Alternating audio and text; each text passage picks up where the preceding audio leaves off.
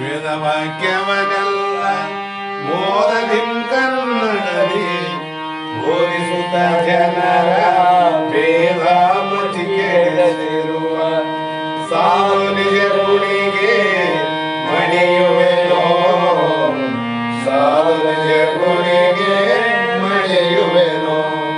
ನಿಜವನ್ನರಿಸುವ ಶ್ರೀ ನಿಜ ಗುಣಿಯ ಗ್ರಂಥವನು ನಿಜವಾಗಿ ಬೇಡಿ ನಿಜದೋಳ್ಮನ ಒಳಗಿಸುವ ಸುಜನರಿಗೆ ನಿತ್ಯ ನಮಿಸುವೆನೋ, ಸುಜನರಿಗೆ ನಿತ್ಯ ನಮಿಸುವೆನೋ.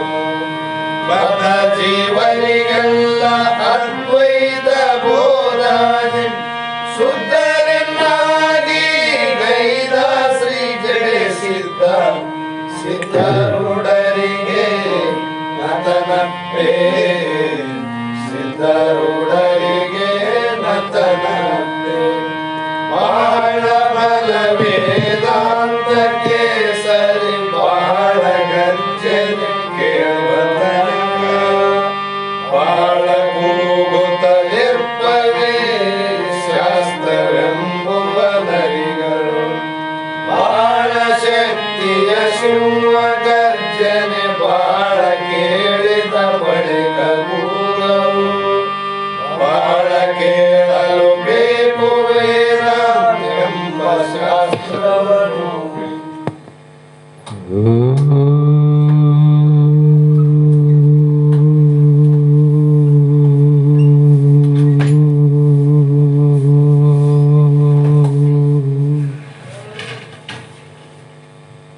ಚೈತನ್ಯಂ ಶಾಶ್ವತಂ ಶಾಂತಂ ವ್ಯೋಮಾತೀತಂ ನಿರಂಜನಂ ನಾದಬಿಂದುಕಲಾತೀತಂ ತಸ್ಮೈ ಶ್ರೀ ಗುರವೇ ನಮಃ. ತಸ್ಮೈ ಶ್ರೀ ಗುರವೇ ನಮಃ. ಅನಂತ ಜನ್ಮ ಸಂಪ್ರಾಪ್ತ ಕರ್ಮ ಬಂಧ ವಿದಾಯಿನೇ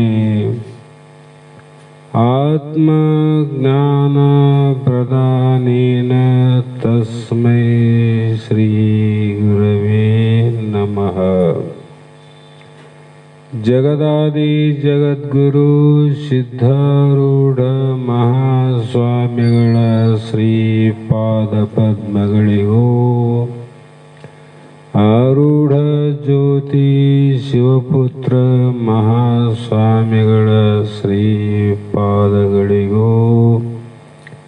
ಶ್ರೋತ್ರಿಯ ಬ್ರಹ್ಮನಿಷ್ಠರಾದ ಬ್ರಹ್ಮಲೀನ ಬಸವಾನಂದರ ಚರಣ ಕಮಲಗಳಿಗೂ ಅನಂತ ದೀರ್ಘ ದಂಡ ಪ್ರಣಾಮಗಳನ್ನು ಸಮರ್ಪಿಸುತ್ತ ಸದ್ಗುರು ಸಿದ್ಧಲಿಂಗಪ್ಪ ತಾತ ಕಪಗಲ್ ಇವರನ್ನು ಮನದೋಳು ಧ್ಯಾನಿಸುತ್ತ ತಮ್ಮೆಲ್ಲರಿಗೂ ವಂದಿಸುತ್ತ ಈ ದಿನ ಶ್ರೀಮನ್ ನಿಜಗುಣ ಯೋಗಿಗಳು ರಚಿಸಿದಂಥ ಪರಮ ಅನುಭವ ಬೋಧೆ ಎನ್ನುವ ಗ್ರಂಥದ 3ನೆಯ ಸಂಧಿಯ 14ನೆಯ ಸೂತ್ರದ 10ನೆಯ ನುಡಿ ಇಂದಿನ ಆಧಾರದ ವಿಷಯವಾಗಿದ್ದು, ಈ ಸೂತ್ರದಲ್ಲಿ ತನಗೆ ಆದಂಥ ಭ್ರಮೆಯಿಂದನೇ ಅರಿವು ಮರೆವುಗಳು ಉಂಟು ವಿನಃ ವಿಚಾರ ಮಾಡಿದಾಗ ಆ ಭ್ರಮೆಗೆ ಕಾರಣವೇ ಇಲ್ಲ, ಭ್ರಮೆಯ ಕಾರ್ಯವೇ ಇಲ್ಲ ಅಂತ ಇಲ್ಲಿವರೆಗೆ ಹೇಳ್ತಾ ಬಂದು ಯಾವ ಮಗುವಿನ ದೃಷ್ಟಾಂತವನ್ನು ಕೊಟ್ಟು ಹೇಳಿದರು. ಕಣ್ಣಿಲ್ಲ ಅಮ್ಮ, ನನಗೆ ಯಾಕೆ ಕಣ್ಣು ಕೊಟ್ಟಿಲ್ಲ ಅಂದಾಗ ಕನ್ನಡಿಯನ್ನು ತೋರಿಸಿ ಆ ಕಣ್ಣಿನ ಜ್ಞಾನವನ್ನು ಮಾಡಿಸಿ ಯಾವುದು ನೀನು ಕಣ್ಣು ಅಂತ ಈಗ ಅಂತಿದ್ದಿ ಅದೇ ನೋಡಿ ನಿನ್ನ ಕಣ್ಣು ಅಂದ್ರು ಅವರು. ಅದರಂತೆ ಆರು ನಾನು, ದೇಹ ನಾನು, ಇಂದ್ರಿಯ ನಾನು, ಮನ ನಾನು, ಬುದ್ಧಿ ನಾನು, ಯಾವುದು ನಾನು ಅನ್ನುವಂಥ ವಿಚಾರದಲ್ಲಿ ಬಿದ್ದಂಥ ಮುಮುಕ್ಷು ಸದ್ಗುರುನಾಥನ ಪಾದಕ್ಕೆ ಎರಗಿ ನಾನಾರಂತ ವಿಚಾರ ಮಾಡಿದಾಗ ಶಾಸ್ತ್ರವೆಂಬ ಕನ್ನಡಿಯಿಂದ ಬೋಧವನ್ನು ಮಾಡಿ ಎಲ್ಲವನ್ನ ತಿಳಿಯಂಥವನು ಏನಿದ್ದೆಲ್ಲ ಅದೇ ನೀನು ಅಂತ ಹೇಳಿದರು. ಉಪಕಾರ ಆಯ್ತಿಲ್ಲ. ಅದಕ್ಕೆ ಶಾಸ್ತ್ರೋಕ್ತಂ ಶಾಸನಂ ಅಂದರ. ಶಾಸ್ತ್ರಗಳಂದ್ರೆ ಸಾಮಾನ್ಯ ಅಂತ ಯಾರು ತಿಳ್ಕೊಂಡಾರ ಅವನ ನರಕಕ್ಕೆ ಹೋಗ್ತಾನ ನೋಡ್ರಿ. ಇದು ಶಾಶ್ವತವಾದದ್ದು. ಮಹಾತ್ಮರ ಪ್ರಾಪಂಚಿಕ ಕಾನೂನುಗಳನ್ನು ಯಾರು ಅಲಕ್ಷ್ಯ ಮಾಡ್ತಾರ ಅವನು ಜೈಲಿಗೆ ಹೋಗ್ತಾನಿಲ್ಲ. ಕಾನೂನು ಅರಿವು, ಕಾನೂನಿನ ಮೇಲೆ ನಂಬಿಕೆ ಇದ್ದವನು ಎಂದೂ ತಪ್ಪು ಮಾಡಂಗಿಲ್ಲ. ತಪ್ಪಿಲ್ಲ ಅಂದ್ರೆ ಶಿಕ್ಷಣೆ ಇಲ್ಲ ಅವನಿಗೆ. ಅದಕ್ಕೆ ಶಾಸ್ತ್ರವೆಂಬುದು ಇದು ಒಂದು ಪಾರಮಾರ್ಥದ ಶಾಸನ. ಇಲ್ಲಿ ಯಾರು ತಪ್ಪು ಮಾಡಿದ್ರು ಕಾನೂನು ಎಲ್ಲರಿಗೂ ಒಂದೇ. ಶಿಷ್ಯ ಮಾಡಿದ್ರು ಒಂದೇ, ಗುರು ಮಾಡಿದ್ರು ಒಂದೇ, ಅಜ್ಞಾನಿ ಮಾಡಿದ್ರು ಒಂದೇ, ಜ್ಞಾನಿ ಮಾಡಿದ್ರು ಒಂದೇ. ಅಂದ್ರೆ ಅರ್ಥಾತ್ ಜ್ಞಾನಿ ಕಾನೂನಿನ ಅರಿವಿನಿಂದ ತಪ್ಪು ಮಾಡೋದಿಲ್ಲ, ಅಜ್ಞಾನಿ ಕಾನೂನಿನ ಅರಿವು ಇಲ್ಲದ ತಪ್ಪನ್ನು ಮಾಡಿ ಪ್ರಾಯಶ್ಚಿತ್ತ ಏನದ ಅದನ್ನ ಅನುಭವಿಸಲೇಬೇಕು, ಶಿಕ್ಷೆ ಅನುಭವಿಸಲೇಬೇಕು. ಅದಕ್ಕಾಗಿ ಒಬ್ಬನೇ ಆತ್ಮ ಅಂತ ಹೇಳಿದಾಗ ಸ್ವಯಂ ಪ್ರಕಾಶಾತ್ಮನಂತೀರಿ, ಅವನೇ ತಿಳಿತಾನಂತೀರಿ. ಮತ್ತೆ ತಿಳಿಸಿಕೊಳ್ಳೋದು ಒಂದು, ತಿಳಿಯುವ ಸ್ವಯಂ ಪ್ರಕಾಶ ಒಂದು, ಎರಡಾವಲ್ಲ.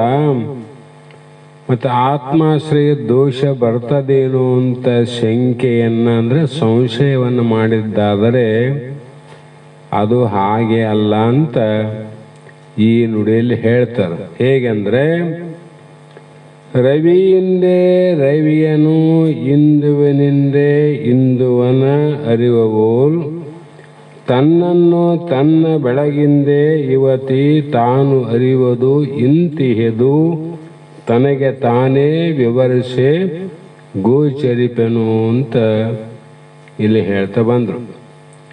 ಹೇಗೆಂದ್ರೆ ರವಿಯಿಂದೇ, ರವಿ ಅಂದ್ರೆ ಸೂರ್ಯ, ಇಂದು ಅಂದ್ರೆ ಚಂದ್ರ. ಸೂರ್ಯನನ್ನ ನಾವು ಹಗಲಲ್ಲೇ ನೋಡ್ತೀವಿ ಅಂತ ಇಟ್ಕೋ, ರಾತ್ರಿ ಚಂದ್ರನ, ಹಗಲಲ್ಲಿ ಸೂರ್ಯನ. ಸೂರ್ಯನನ್ನ ನಾವು ತಿಳಿಬೇಕು, ಸೂರ್ಯ ಹೇಗಿದ್ದಾನ ಅಂತ ತಿಳ್ಕೋಬೇಕಾದ್ರೆ ಬೇರೆ ಒಂದು ಬೆಳಕಿನ ಅವಶ್ಯಕತೆ ಇಲ್ಲ. ಸೂರ್ಯನ ಬೆಳಕಿನಿಂದಲೇ ಸೂರ್ಯನನ್ನು ತಿಳಿದಂತೆ. ಅನ್ಯ ಸಾಧನೆಗಳಾವೇನು ಇಲ್ಲಲ್ಲ. ಆದರೆ ಯಾವರಿಂದ ತಿಳಿದಪ್ಪ ಸೂರ್ಯ ಅಂತ? ಸೂರ್ಯನ ಬೆಳಕಿನಿಂದ ಸೂರ್ಯನ ತಿಳಿದ, ಎರಡವನಲ್ಲಿ ಅದು ಒಂದೇ. ಅದರಂತೆ ರಾತ್ರಿಯಲ್ಲಿ ಇಂದುವಿನಿಂದ ಇಂದುವನು ಅಂದ್ರೆ ಚಂದ್ರನಿಂದ ಚಂದ್ರನನ್ನು, ಚಂದ್ರನ ಬೆಳಕಿನಿಂದಲೇ ತಿಳಿದಂತೆ. ಇನ್ನೊಂದಿಲ್ಲಲ್ಲಿ. ಹಾಗೆ ಇಲ್ಲಿ ಯಾವುದೇ ಉಪಯೋಗವಿಲ್ಲದ ಇನ್ನೊಂದು ದೀಪಾದಿಗಳ ಸಾಧನೆ ಬೇಕಾಗಿಲ್ಲ, ಯಾವುದು ಬೇಕಿಲ್ಲಲ್ಲ. ಹಾಗೆ ತನ್ನನ್ನು ತಾನು ತಿಳಿಯಬೇಕಾಗಿದ್ರೆ ಹೇಗೆ ಅಂದರೆ ಅದು ವಿವರಿಸಿ ನೋಡಲು ಭವಮಾಲೆಗೊಳಗಾದೆನೆಂಬುದು ಪುಸಿ ನಿನ್ನ ವಿವರಿಸಿ ನೋಡು ನೋಡು ಎಲೆ ಜೀವನೇ. ಆವಾಗ ಏನಾಗ್ತದಂದ್ರೆ ನಮ್ಮಲ್ಲಿ ಸ್ವಯಂ ಪ್ರಕಾಶವಾಗಿರ್ತಕ್ಕಂಥ ಅಭೇದ ದರ್ಶನ ಜ್ಞಾನ ಅಂತೇನಿರಲ್ಲ, ಉಪಾಧಿ ಇಲ್ಲದ ಜ್ಞಾನ. ಆ ಜ್ಞಾನವೇ ಸ್ವಯಂ ಪ್ರಕಾಶ. ಅದು ಇನ್ನೊಂದನ್ನ ತಿಳಿಲಿಕ್ಕೆ ಬರ್ತದೇನು ಅಂದರೆ ಏನು ತಿಳಿತದಲ್ಲಿ? ಸೂರ್ಯನ ಬೆಳಕಿನಿಂದ ಸೂರ್ಯನೇ ಪ್ರಕಾಶ ಅದ. ಹಾಗೆ ಆತ್ಮನಾದ ನಿನ್ನ ನೀನು ವಿಚಾರ ಮಾಡುತ್ತಿರಲಿಕ್ಕೆ ಸೂರ್ಯನು ತನ್ನ ತಾನು ತಿಳಿಯಬೇಕಾದರೆ ಅನ್ಯ ಸಾಧನೆಗಳೆಲ್ಲ ತನ್ನ ಸಾಧನೆಯಿಂದ ತನ್ನನ್ನೇ ತಾನು ತಿಳಿದ, ಅನ್ಯರಲ್ಲ. ಹಾಗಾಗಿ ಇಲ್ಲಿ ಯಾವ ಆತ್ಮ ಆಶ್ರಯ ದೋಷ, ಅವನು ಸೂರ್ಯ ಕರ್ತು ಕಾರಣ, ಅವೆಲ್ಲ ಕರ್ಮಗಳು ಕಾರ್ಯ ಅಂತ ಎರಡನ್ನ ಹೇಳಲಿಕ್ಕೆ ಬರೋದಿಲ್ಲ ಅಂತಕ್ಕಂಥ ಸಂಶಯವನ್ನು ಈ ಒಂದು ನುಡಿಯಲ್ಲಿ ಕಳೆಯ ಪ್ರಯತ್ನ ಮಾಡ್ತಾರೆ. ಕಾರಣ ಇದು ಶ್ರುತಿ ವಚನ ಅಂದ್ರು, ಬ್ರಹ್ಮವಿತ್ ಬ್ರಹ್ಮೈ ಭವತಿ. ಹಾಗೆಯೇ ಬ್ರಹ್ಮವನ್ನು ತಿಳಿದವನು ಇನ್ನೊಂದೇನು ತಿಳಿಲಿಲ್ಲ, ಬ್ರಹ್ಮನನ್ನೇ ತಿಳಿದ. ಅಂದ್ರೆ ಏನಾಯ್ತು, ತನ್ನನ್ನೇ ತಾನು ತಿಳ್ಕೊಂಡವಿನ ಬೇರೆ ಏನ ತಿಳಿಲಿಕ್ಕಲ್ಲಿ. ಆದರೆ ಏನಾದರೂ ಒಂದು ಅಂದ್ರೆ ಅಲ್ಲಿ ದ್ವೈತಾಪತಿ ದೋಷ ಬರ್ತದ. ಪರಿಪೂರ್ಣ ಅನ್ನುವಂಥ ಪ್ರಮಾಣಕ್ಕೆ ವಿರೋಧ ಆಗ್ತದ. ಆ ಕಾರಣ ಇದನ್ನ ಉಪಾಧಿಯ ಮೂಲಕ ತಿಳಿಯುವುದು, ತಿಳಿಸಿಕೊಳ್ಳುವುದು ಸಂಭವ. ಉಪಾಧಿ ಮೂಲಕ ಆಕಾಶದೊಳಿರುವ ಚಂದ್ರನೊಬ್ಬನೇ ಜಲ ತುಂಬಿದ ಕುಂಭದೊಳು ಕುಂಬಿಸಿ ಹಲವು ಚಂದ್ರಮರು ತೋರಿದಂತೆ. ಅದಕ್ಕೆ ಒಂದೇ ಪ್ರಮಾಣ, ಅದೊಂದು ಬಿಟ್ಟು ಬೇರೆ ಹೇಳಂಗಿಲ್ಲ. ಉಪಾಧಿ ಮೂಲಕ ಅಲ್ಲ. ಒಬ್ಬ ಸೂರ್ಯ ಜಲ ಅಂದ್ರೆ ನೀರು ತುಂಬಿದ ಕೊಡಗಳಲ್ಲಿ ನೋಡಿದ್ರೆ ಎಷ್ಟು ಕೊಡವ ಅಷ್ಟು ಸೂರ್ಯ ಯಾರಿಲ್ಲಿ. ಯಾವಾಗ ಕೆಳಮುಖವಾಗಿ ನೋಡಿದಾಗ, ಮೇಲ್ಮುಖವಾಗಿ ನೋಡುವ ಒಬ್ಬನೇ ಆನ, ಕೆಳಮುಖ ನೋಡಿದ್ರಾಗ 1000 ಮಂದಿ ಯಾರು. 1000 ಮಂದಿ ಎದರಿಂದ ತೋರಿದ್ರು? ಉಪಾಧಿಯಿಂದ. ಆ ಉಪಾಧಿಗಳು ಯಾವಾಗ ಒಂದೊಂದು ಗಡಿಗೆ ಒಡೆದು ಹೋಗ್ತದ, ಒಬ್ಬೊಬ್ಬ ಸೂರ್ಯ ಕಡಿಮೆ ಆಗ್ತಾನೆ ನೋಡ್ರಿ.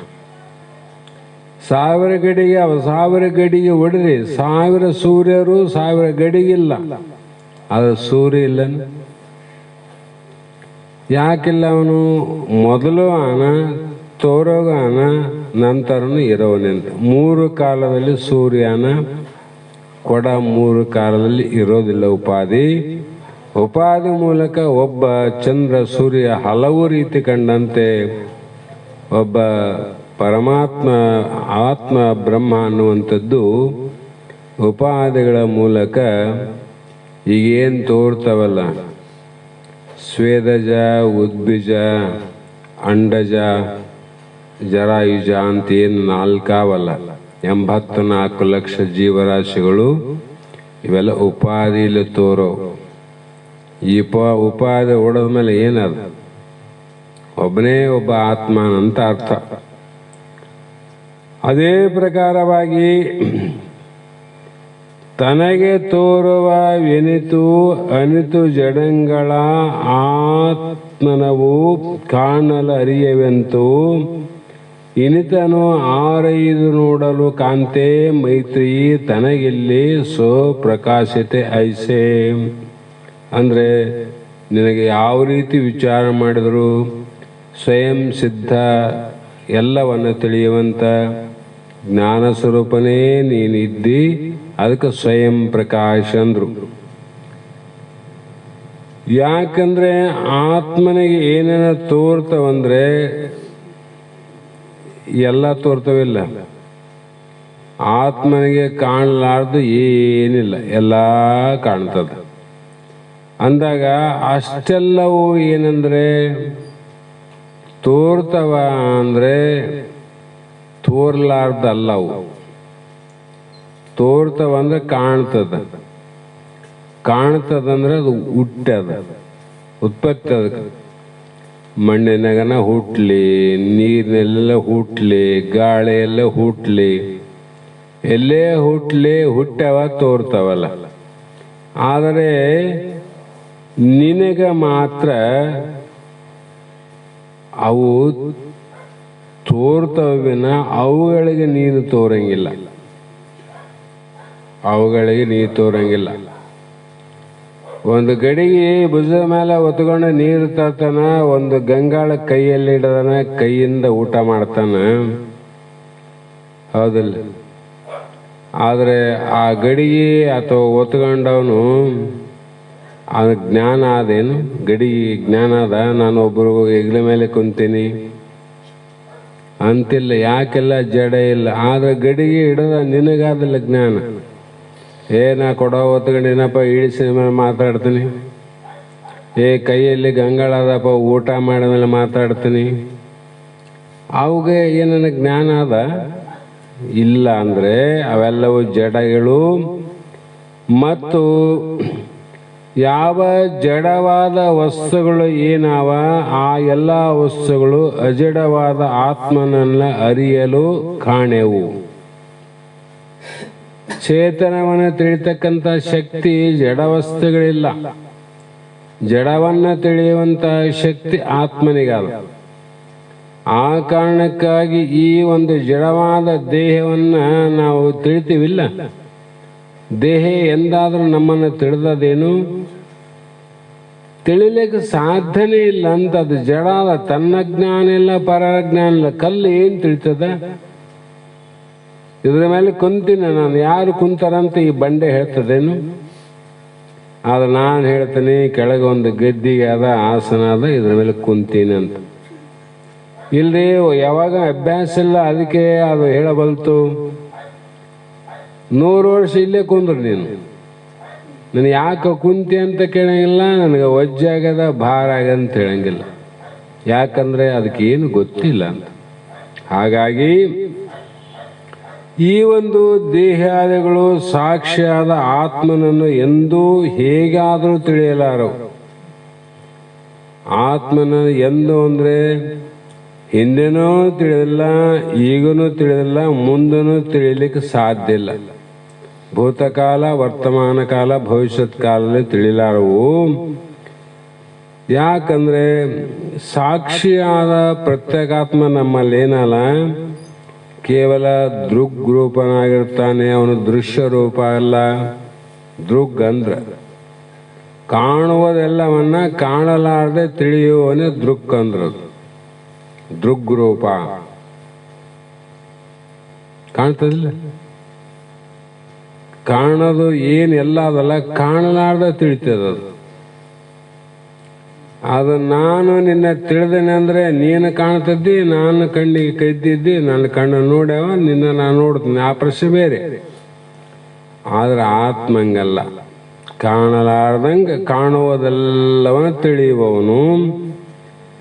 ಈ ತಿಳಿಸಿಕೊಂಡಂತ ಎಲ್ಲ ವಸ್ತುಗಳು ಒಂದಾಗಿ ಹುಡುಕಕ್ಕೆ ಹೋದ್ರೂ ಕೂಡ ಕಾಣಲಾರದ ಆತ್ಮನನ್ನ ಅವು ಕಾಣಲರಿಯವು, ಎಂದೂ ಕಾಣಂಗಿಲ್ಲ. ಹಾಗಾಗಿ ಇವು ಮಾತ್ರ, ಅದರಿಂದ ಇವು ಆತ್ಮ ರೂಪಗಳಾಗಬಹುದೆಂದು ಭ್ರಾಂತಿ ಉಂಟಾಗಿದೆ. ಆದರೂ ಅವ್ಯಾವು ಆತ್ಮ ಅಲ್ಲ ನೋಡ್ರಿ. ಒಂದರ ಶಕ್ತಿಯನ್ನ ಒಂದು ತಗೊಂಡು ಒಂದು ದೃಗ್ ಆಯ್ತು, ಒಂದು ದೃಶ್ಯ ಆಯ್ತು, ಒಂದಕ್ಕೊಂದು ದೃಶ್ಯ ಆಯ್ತು, ಇನ್ನೊಂದು ದೃಕ್ ಆಯ್ತು. ಹೀಗೆ ಪ್ರಪಂಚದ ಉಪಾಧಿಗಳ ವ್ಯವಹಾರವಿನ ನಿರುಪಾಧಿಕವಾದ ಆತ್ಮ ನಿನ್ನ ವ್ಯವಹಾರಗಳು ಯಾವ ಒಂದು ಇಲ್ಲ. ಒಂದು ಶಕ್ತಿ ಒಂದು ತಗೊಂಡು ಬೆಳಗ್ತಾವ. ಒಂದು ಶಕ್ತಿ ಒಂದು ತಗೊಂಡಾಗ ನೇರವಾಗಿ ತಗೋಬೇಕಲ್ರಿ. ಅಂದ್ರೆ ನೇರವಾಗಿ ತಗೊಳಕ ಬರ್ತಿದ್ರೆ ಪರಮಾತ್ಮ ಸೃಷ್ಟಿ ಹಂಗೆ ಮಾಡ್ತಿದ್ದ. ಇಂಥದ್ದು ಅಲ್ಲ ರೀ. ಅದೇನಂತಾರಲ್ಲ, ಯಾವುದು ಬಿಂದು ಅಂದ್ರೆ ಎಂಥ ಬಿಂದು ಅಂತ ಬರೆದ ನಿಜಗುಂಡ್ರು. ಅಂಥ ಒಂದು ಬಿಂದುವಿನಿಂದ ಇಂಥ ಶರೀರ ಸೃಷ್ಟಿ ಮಾಡ್ಯಾನ. ಹೌದಲ್ಲ? ಅಂದಾಗ ಇದನ್ನ ಮಾಡಕ್ ಬರ್ತದಿಲ್ಲ, ನೇರವಾಗಿ ತಿಳಿಯೋದು. ಇಲ್ಲಿ ಬುದ್ಧಿ, ಚಿತ್ತ, ಮನಸ್ಸು, ಜ್ಞಾನೇಂದ್ರಿಯ, ಕರ್ಮೇಂದ್ರಿಯ ಬೇಕಾಗಿದ್ದಿಲ್ಲ.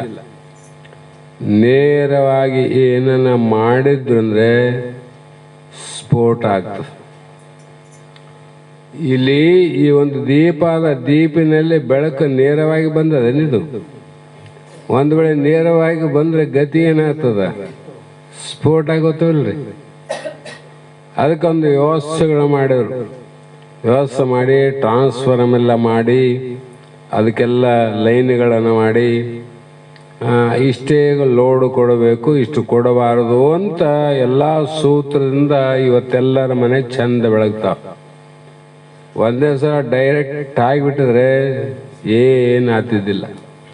ಹಾಗಾಗಿ ನೇರವಾಗಿ ಎಲ್ಲ ಆಗಿದ್ರೆ ಜಗತ್ತಿನ 100 ವರ್ಷದ ವ್ಯವಹಾರದ ಒಂದೇ ಸಲ ಸ್ಫೋಟ ಆಗುತ್ತಿತ್ತು. ನಾವು 100 ವರ್ಷ ಒಳಕಂತ ಬಂದೀವಲ್ಲ, ಅದ್ರಾಗ ಯಾರು ಜಲ್ದಿ ಸಾಯ್ತವೋ ಯಾರಿರ್ತವೋ ಆ ಪ್ರಶ್ನೆ ಬೇರೆ. ಆ ವ್ಯವಹಾರಕ್ಕೆಲ್ಲ ಸ್ಫೋಟ ಆಗ್ತಿದ್ದಲ್ಲ, ಗೌಣ ಆಗುತ್ತಿತ್ತು. ಅದಕ್ಕಾಗಿ ಭಗವಂತ 100 ವರ್ಷ ತನ ಉಳಿಬೇಕಲ್ಲಪ್ಪ ಬೆಳಕು. 100 ವರ್ಷ ತನ ನಿಮ್ಮ ಬದುಕು ನಡಿಬೇಕು. 100 ವರ್ಷದ ನಿಮ್ಮ ಆಟಗಳು ಇಲ್ಲಿ ನಡಿಬೇಕಾಗ್ಯದಂಥೇಳಿ ಒಂದೊಂದು ಸೂತ್ರವನ್ನು ಪೂರ್ಣಿಸಿ ಬುದ್ಧಿ ಚಿತ್ತವನ್ನು, ಚಿತ್ತ ಮನಸ್ಸನ್ನು, ಮನಸ್ಸು ಜ್ಞಾನೇಂದ್ರಿಯ ಶಕ್ತಿಯನ್ನು ಕರ್ಮೇಂದ್ರಿಯ ತಗೊಂಡು ಆ ಕರ್ಮೇಂದ್ರಿಯಗಳು ಜಡವಾದ ಜಗತ್ತನ್ನು ತಿಳಿಲಿಕ್ಕೆ ಸಾಧ್ಯ ಆಯ್ತು ನೋಡ್ರಿ. ಹೌದಿಲ್ಲ? ಹಾಗಾಗಿ ಒಂದರ ಪ್ರಕಾಶವನ್ನ ಮತ್ತೊಂದು ಬೆಳಗುತ್ತವೆ ಅಂತ, ಒಂದು ತಗೊಳ್ಳೋದು ಇನ್ನೊಂದು ಬೆಳಗೋದು ಅಷ್ಟೇ. ಹಾಗಾಗಿ ಆದರೆ ತಮಗೆ ಎಲ್ಲದರ ಹಿಂದಿರುವುದನ್ನು ಅರಿಯುವುದಲ್ಲಿ ಇವುಗಳಿಗೆ ಸಾಮರ್ಥ್ಯ ಇಲ್ಲ. ಯಾವ ಇನ್ನೊಂದರ ಶಕ್ತಿಯನ್ನು ತಗೊಂಡು ಮುಂದೆ ನೋಡ್ತಾವಂದ್ರೆ ಅವಕ್ಕೆ ಹಿಂದಿಂದ ಕಾಣಂಗಿಲ್ಲ ನೋಡ್ರಿ. ಕೊಡ ಎಷ್ಟು ಕೆಲಸ ಮಾಡ್ತದ, ಅದರ ಹಿಂದೆ ಇರ್ತಕ್ಕಂಥ ಮಣ್ಣಿನ ಅರಿವಾದೇನು ಅದಕ್ಕೆ ಇಲ್ಲ. ಬಂಗಾರದ ಆಭರಣಗಳು ಎಷ್ಟೋ ಕಾರ್ಯ ಮಾಡ್ತಾವ, ಅದರ ಹಿಂದೆ ಇರುವಂಥ ಬಂಗಾರ ಜ್ಞಾನ ಅದಕ್ಕಾದೇನು?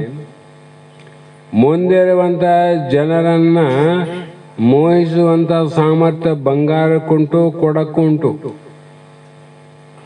ಜನ ಇಲ್ಲಂದ್ರೆ ಆಶ್ಚರ್ಯವಾಗಿ ಅಷ್ಟು ಜನ ಯಾಕೆ ಹೋಗ್ತಾರ್ರಿ ಬಂಗಾರದ ಅಂಗಡಿಗೆ? ಅಷ್ಟು ಮೋಹವನ್ನು ಉಂಟು ಮಾಡೋ ಶಕ್ತಿ ಅದ. ತನ್ನ ಹಿಂದೆ ಇರುವಂಥ ಸ್ವರೂಪವನ್ನು ತಿಳಿಯುವಂಥ ಶಕ್ತಿ ಅಲ್ಲ. ಯಾಕಿಲ್ಲ? ಅದಕ್ಕೆ ಜಡ ಆದಂತ. ಅದರಂತೆ ಇಲ್ಲಿ ಕೂಡ ನಮ್ಮೆಲ್ಲರ ಹಿಂದೆ ಇರುವುದು ಯಾವುದು ಅಂದ್ರೆ ಸಾಕ್ಷಿಯಾದ ಪ್ರತ್ಯೇಗಾತ್ಮ ಸ್ವಯಂ ಜ್ಯೋತಿ ಪ್ರಕಾಶ ಬೆಳಗ್ತದಪ್ಪ. ಆ ಬೆಳಕನ್ನ ತಗೊಂಡು ಒಂದಕ್ಕೊಂದು ಬೆಳಗ್ತಾವಂತ ಅರ್ಥ. ಹೀಗೆ ವಿಚಾರ ಮಾಡಿ ನೋಡಿದ್ರೆ ಎಲ್ಲದರ ಹಿಂದೆ ಇರುವಂತ ಮೂಲ ಪ್ರಕಾಶ ಯಾರ್ದು ಅಂದ್ರೆ ನಿಂದ ಬೆಳಕಂದು ಸ್ವಯಂ ಪ್ರಕಾಶ, ಸ್ವಯಂ ಜ್ಞಾನ. ಆ ಜ್ಞಾನವನ್ನು ಒಂದಕ್ಕೊಂದು ತಗೊಂಡು ಬೆಳಿಗ್ಗೆ ನಾವೇ ಬೆಳಗ್ತೀವಿ ಅಂತ ಇವನು ಅನಾವೇ ಅವು ಜಡಾವ ಅಂದಿಲ್ಲ. ನಿಮ್ಮನೆ ದೀಪನ ಆರಿಸ್ತು ಅಂತ ಅದೇ ಹೇಳ್ಬೇಕಾಯ್ತು, ಮಂದಿ ಹೇಳೋದು ಬೇಕಾಗಿದ್ದಿಲ್ಲ. ದೀಪ ಅದೇ ಉರಿತದ, ನಿಮ್ಮನೆ ದೀಪನೇ ಆರಿಸ್ತು ನೋಡು ಅಂತ ಎಂದನೇ ಹೇಳೋದೇನು? ಹೇಳಿಲ್ಲ. ಯಾಕೆ? ಜಡ ಅದ. ಇಲ್ಲಂದ್ರೆ ಅದನ್ನು ಹೇಳದೆ. ಆದರೆ ಮನುಷ್ಯರಾದರೂ ವಿಚಾರ ಮಾಡಬೇಕು, ನಮ್ಮಿಂದ ಯಾರಂದ್ರೆ ನಮ್ಮ ಶಕ್ತಿನೇ ಆದ ಆ ಎಲ್ಲರ ಹಿಂದೆ ಇರ್ತಕ್ಕಂಥ ನಾನು ಏನಿನಿ ಅದೇ ನಾನು ಅನ್ಬೇಕಿಲ್ಲಿ. ಹಿಂದೆ ಇದ್ದವನು ನಾನು ಅಂದ್ರೆ ಏನು? ನೀನು ಮುಂದಿಂದ ಅಷ್ಟೇ ತಿಳಿಯವನಲ್ಲ, ಹಿಂದಿಂದೂ ತಿಳಿತಿದ್ದಿ, ಮುಂದಿಂದೂ ತಿಳಿತಿದ್ದಿ, ಮಧ್ಯದ್ದು ತಿಳಿತಿದ್ದಿ. ಅದಕ್ಕೆ ತ್ರಿಕಾಲ ಆಬಾಧಿತ ಅಂದ. ಭೂತಕಾಲ, ವರ್ತಮಾನ ಕಾಲ, ಭವಿಷ್ಯತ್ ಕಾಲ ಎಲ್ಲ ತಿಳಿತಿದ್ ನೀನು. ಆದ್ರೆ ದೀಪ ಏನು ಮಾಡ್ತಾವ? ಮುಂದಿಂದ ಅಷ್ಟೇ ನೋಡ್ರಿ. ಹಾಗಾಗಿ ತಾನೇ ಬೆಳಗುತ್ತಿ, ತಾನು ಯಾವುದಕ್ಕೂ ವೇದ್ಯವಾಗದೆ. ನಿನ್ನ ಯಾರು ಬೆಳಗ್ತಾರ ಅಂದ್ರೆ ಅದು ಆತ್ಮವೇದ್ಯವಾಗದಂದ್ರೆ ಕಾಣದೆ. ಮುಂದಿನ ಕಂಡಂಗೆ ಹಿಂದಿನ ಕಾಣವಲ್ತು. ಕಾಣಬೇಕಾಗಿದ್ರೆ ಅಂತಪ್ಪ ಗುರುವಿನಲ್ಲಿ ಹೋಗ್ಬೇಕು, ಆ ರೀತಿ ಸ್ವಾನುಭಾವ ಮಾಡಬೇಕು. ಅದರಿಂದ ಅದನ್ನು ಅರಿಲಿಕ್ಕೆ ಸಾಧ್ಯ ಅದ. ಇದೇ ಪ್ರಮಾಣವನ್ನ ನಾ ಯಾವುದೋ ಶಾಸ್ತ್ರ ಹೇಳುವಾಗ ಇದೇ ದೃಷ್ಟಾಂತ ಕೊಟ್ಟು ಹೇಳಿ. ನಿಜವಾಗಿದ್ರೆ ಬೆಳಕಾದೇನು? ಇಲ್ಲ. ಆದರೆ ಇದ್ರ ಹಿಂದೆ ಏನದ? ಅದಕ್ಕೆ ವಿದ್ಯುತ್ ಸಂಪರ್ಕ ಅದ. ಅದಲ್ರಿ, ಇದು ಕಾಣ್ತದ, ಅದು ಕಾಣಂಗಿಲ್ಲ, ಇಲ್ಲೇ ಕಾಣವಂತು. ಆ ಒಂದು ಕೇಬಲ್ ಆದಲ್ಲ ವೈರು, ಆ ವೈರಲ್ಲಿ ಆದೇನು, ವೈರಲ್ಲಿ ಇದ್ದಂದ್ರೆ ಯಾರು ಅಂಗಡಿಯಾಗ ವೈರ ಮಾಡ್ತಿದ್ದಿಲ್ಲ, ವೈರು ಮಾರಾಟ ಮಾಡ್ತಿದ್ದಿಲ್ಲ, ಶಾರ್ಟ್ ಹೊಡೋಗ್ಬಿಡ್ತದು, ಅಲ್ಲೇನಿಲ್ಲ. ಅದಕ್ಕೆ ಎಲ್ಲಿಂದ ಬಂತು? ಬೇರೆ ಒಂದು ವ್ಯವಸ್ಥೆಯಿಂದ, ಏನಿಲ್ಲ ಟ್ರಾನ್ಸ್ಫಾರ್ಮರ್ ಅದ, ಅದರಿಂದ ಬಂತು. ಅದ್ರಾಗ ಅದೇನು, ಅದ್ರಾಗಿದ್ರೆ ಅದನ್ನು ತಯಾರು ಮಾಡ್ತಿದ್ದಿಲ್ಲ. ಅದಕ್ಕೆಲ್ಲಿಂದ ಬಂತು? ಹಿಂದೆ ಉತ್ಪಾದನೆ, ವಿದ್ಯುತ್ತನ್ನು ಉತ್ಪಾದನೆ ಮಾಡುವಂತ ನಮ್ಮ ಪ್ಲಾಂಟಿಗೆ ಹೋಯ್ತು. ಪ್ಲಾಂಟಲ್ಲಿ ಏನಾವ್ರಿ, ಯಾವುದೇ ವಸ್ತು ನೋಡಿದ್ರು ಕೂಡ ಎಲ್ಲವೂ ಜಡಾವು. ಅಲ್ಲಿ ಕಬ್ಬಿಣ ಅದ, ಅದಲ್ರಿ, ಕಬ್ಬಿಣ ಅದ, ಸಿಮೆಂಟ್ ಆದ, ಎಣ್ಣೆ ಆದ, ಗಾಳಿ ಆದ, ಎಲ್ಲ ಆದ. ಎಲ್ಲ ಯಂತ್ರಗಳಿಗೆ ಇವು 5ರಿಂದನೇ ನಡೀತಾವೆ, ಓಡ್ತಾವ. 5 ಸಾಯಬೇಕು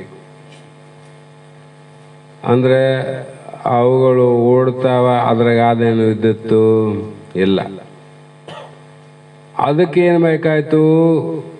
ಭೂಮಿ ತತ್ವ ಬೇಕಾಯ್ತು, ನೆಲ ಬೇಕಾಯ್ತಲ್ಲ.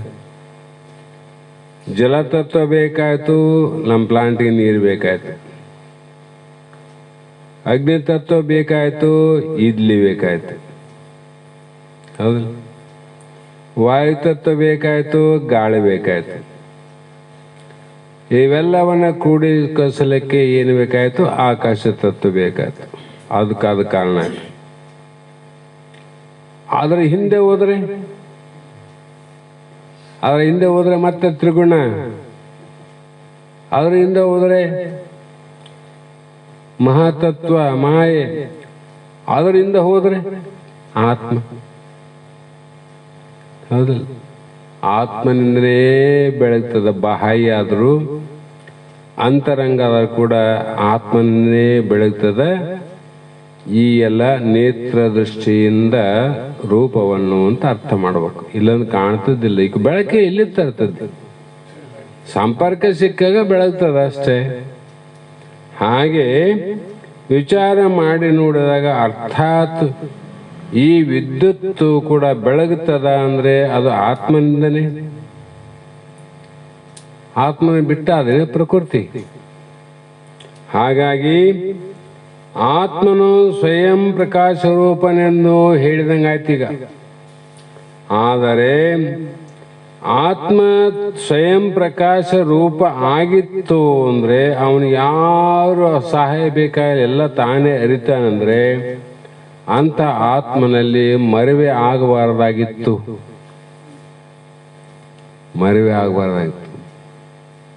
ನಮಗಾಗದಲ್ಲ. ಮತ್ತೆ ಯಾವಾಗಲೂ ಸ್ವತಃ ಅರಿಯುವನಲ್ಲಿ ಮರೆವೆ ಹೆಂಗಾಯ್ತು ಅಂತ ಒಂದು ವೇಳೆ ಸಂಶಯವನ್ನ ಮಾಡಿದರೆ ಈ ಒಂದು ಆತ್ಮನಲ್ಲಿ ಏನದ ಇವ್ಯಾವ ವ್ಯತ್ಯಾಸ ಆಗಿಲ್ಲ, ಪ್ರಕೃತಿಯಲ್ಲಿ ಆಗಿಲ್ಲ. ಕರೆಂಟ್ ಓದೋದು ಇಲ್ಲ ಅಂದ್ರೆ ಇಲ್ಲೇ ಇಲ್ಲ ನಡುವಾಗಿರ್ತದೆ. ನಡುವ ಪ್ಲಾಂಟಲ್ಲಿ ಸಮಸ್ಯೆ ಆಗ್ಯದ. ಆ ಭೂಮಿಯಿಂದ ಆಗಿಲ್ಲ, ನೀರಿಂದ ಆಗಿಲ್ಲ, ಗಾಳಿಯಿಂದ ಆಗಿಲ್ಲ, ಅಗ್ನಿಯಿಂದ ಆಗಿಲ್ಲ, ಆಕಾಶದಿಂದ ಆಗಿಲ್ಲ, ನಡುವು ಮಧ್ಯದಾಗ ಆಗ್ಯಾವ. ನಮಗೇನಾಯ್ತು? ಕತ್ಲು ಕಾಣ್ತದಿಲ್ಲ, ಅಲ್ಲೇ ಆಗ್ಯದ ಕತ್ಲು, ಅಲ್ಲಾಗಿಲ್ಲ. ಅದರಂತೆ ಅರಿಯಲು ಮರೆಯಲು ಮರುಗುಮೆ ಜಡವರ್ಗ ಅರಿಯಲು ಮರೆಯಲು ಬಲ್ಲುದು ಅರಿವಲ್ಲದ ಅನ್ಯಮಿಲ್ಲಾಗಿ ತಾನು ಅರಿವಪ್ಪ ಅರಿವ ಅಪ್ಪನಾಗಿ ಬೊಮ್ಮವು ತಾನೇ. ಅಂದ್ರೆ ಈ ಒಂದು ಅರಿಯಲಿಕ್ಕೆ ಅಂದ್ರೆ ಯಾವುದು ತಿಳಿಯುವುದಕ್ಕೂ ಮತ್ತು ತಿಳಿಯದೇ ಇರುವುದಕ್ಕೂ, ಮರೆಯುವುದಕ್ಕಂತ ತಿಳಿಯದೇ ಇರುವುದಕ್ಕೂ ತಿಳಿಯುವುದಕ್ಕೂ ಈ ಜಡ ಸಮೂಹ ಅಂದ್ರು ಜಡವಾದಂತ ಏನು ಆವ ಇಲ್ಲಿವರೆಗೆ ಹೇಳಿಕಾದ್ ಬಂದಿವಲ್ಲ, ಇವ್ಯಾವು ಕೂಡ ಅರಿಯಲು, ತಿಳಿಯಲು, ಮರೆಯಲು ಇವು ಕಾರಣವಲ್ಲ. ಯಾವು ಆತ್ಮ ಕಾರಣ ಅಲ್ಲ, ಆತ್ಮ ಕಾರಣ ಅಲ್ಲ. ಅದಕ್ಕೆ ಇವಕ್ಕೆ ತಿಳಿಯುವದಕ್ಕೂ ತಿಳಿಯುವಂಥ ಸಾಮರ್ಥ್ಯವುಳ್ಳದ್ದು ಅರಿವಲ್ಲದೆ ಆತ್ಮನಲ್ಲದೆ ಬೇರೊಂದು ಇಲ್ಲದ್ದರಿಂದ ನಡುವಾಗ ಕೈ ಎತ್ತಾಗ ಬರಲ್ತಂದ್ರೆ ಕೈಗೇನಾಗ್ಯದ, ಆತ್ಮಗೇನಾಗ್ಯದ. ಕಾಲಿಗೆ ಹೆಜ್ಜೆಡಕ್ಕೆ ಬರಲ್ತಂದ್ರೆ ಕಾಲಿಗೆ ಆಗ್ಯದ, ಆತ್ಮಗೇನಾಗ್ಯದ. ಅಂದ್ರೆ ಇಲ್ಲಿ ಏನಾನ ಕಂಡ್ರೆ ಆತ್ಮಗಾಗದಂತ ಅಂತೀರಿ ನೀವು. ಇಂದ್ರಿಯಾದಿಗಳಿಗೆ ಆದಂಥ ಮಧ್ಯದಲ್ಲಿ ಆದಂಥವು ಆತ್ಮನಿಗೆಲ್ಲ. ಹಾಗಾಗಿ ಜಡಗಳಾದ ದೇಹಾದಿಗಳು ಅರಿಯುವುದಕ್ಕೂ ಅಥವಾ ಮರೆಯುವುದಕ್ಕೂ ಸಮರ್ಥವೇ ಅಲ್ಲ, ಎರಡಕ್ಕೂ ಸಮರ್ಥ ಅಲ್ಲ.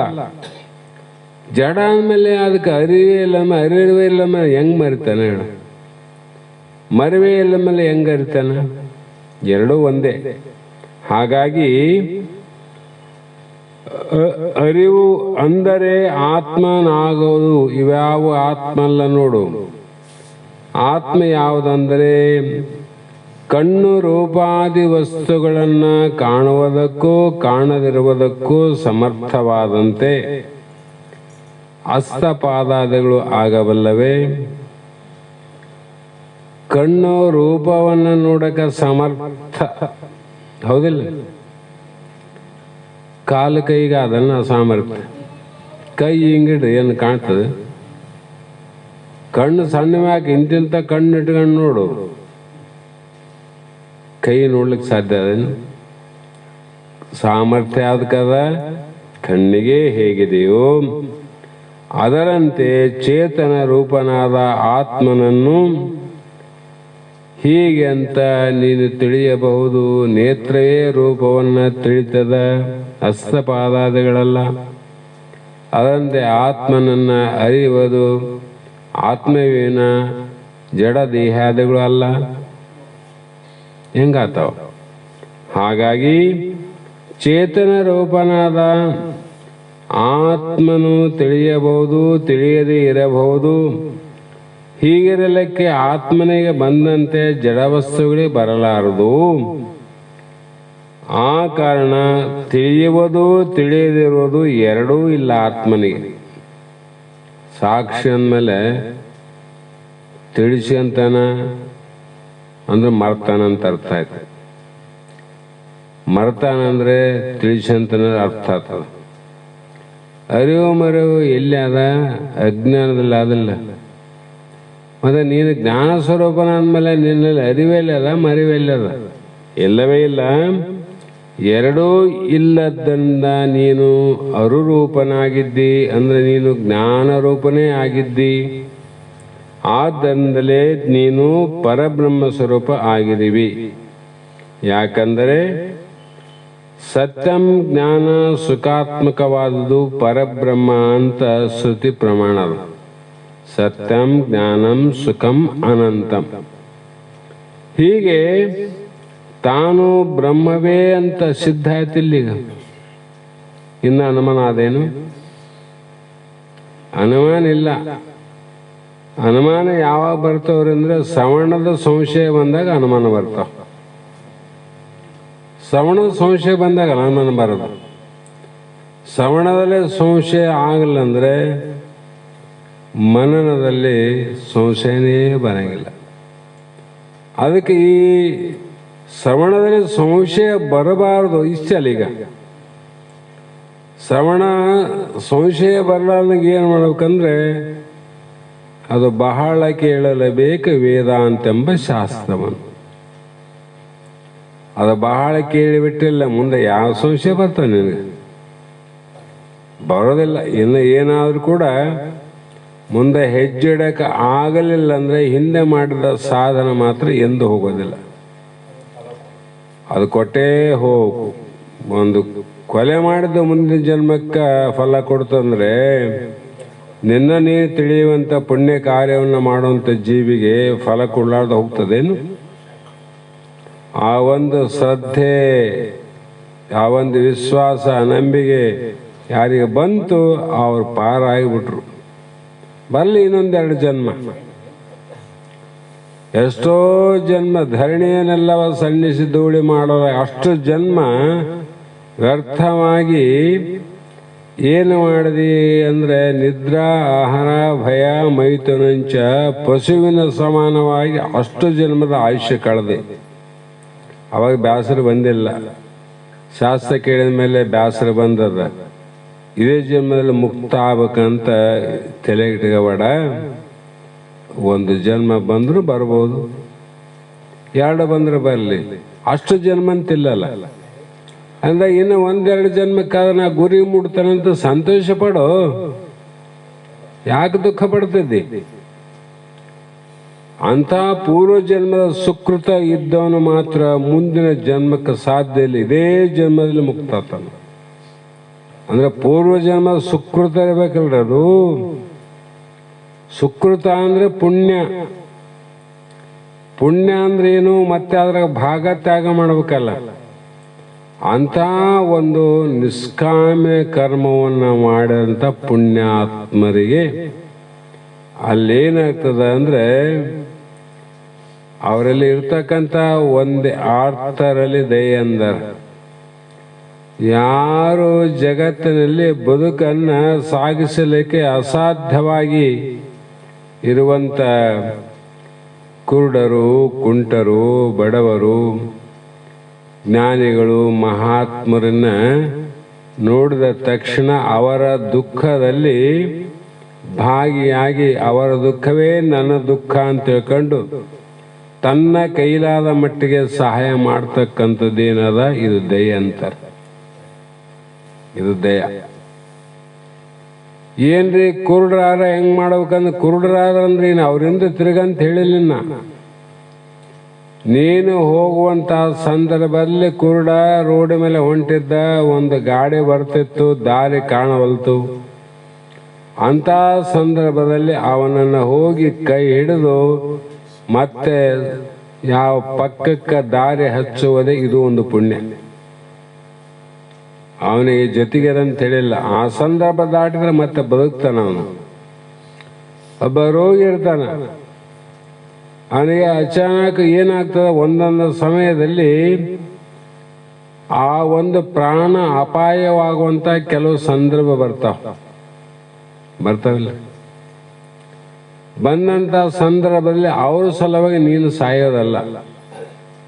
ಏನಪ್ಪ ಅವ್ರು ಸತ್ತೋತರ ಮತ್ತೆ ನಾನು ಯಾಕೆ ಬದುಕು, ನಾನು ಸತ್ರ ಬೇಸಂದ್ರೆ ಈ ಮೂರ್ಖನ ಮಾತಂತ. ನೀ ಸತ್ರ ಆತ ಬದುಕ್ತಾನೆ, ನೀ ಸತ್ರೆ ಇನ್ನೊಬ್ಬರು ಬದುಕ್ತಾನಂದ್ರೆ ಇದೊಂದು ದೊಡ್ಡ ಜ್ಞಾನ, ಇಲ್ಲಂತಲ್ಲ. ಆದ್ರೆ ಅಂಥ ಪ್ರಸಂಗದಲ್ಲಿ